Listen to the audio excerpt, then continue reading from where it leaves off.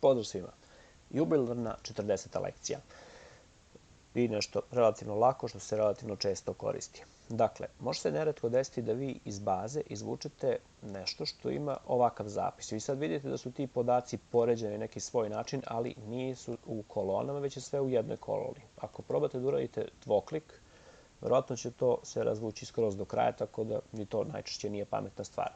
Kako ćete vi ovo da razdvojite, a da ne pravite bezbroj funkcija trim, me, left, right, find, len i tako dalje? Dakle, nadvučemo kolonu, data, text to columns i kaže delimited characters such as commas or tabs separate each field. Dobro, idemo next.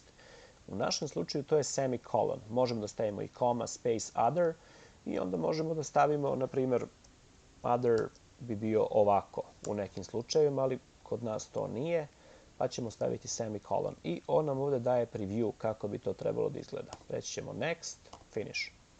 I sada smo dobili stvari kao što nam trebaju.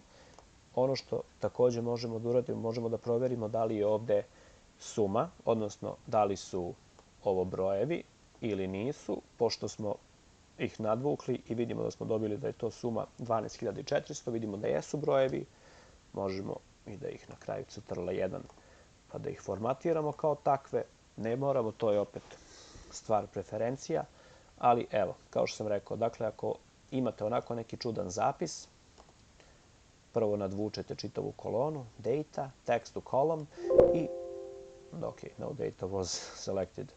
I onda vidite šta je to što možete da koristite kao referentnu tačku za razdvajanje iz tog jednog stringa u kolone. Hvala vam na pažnji.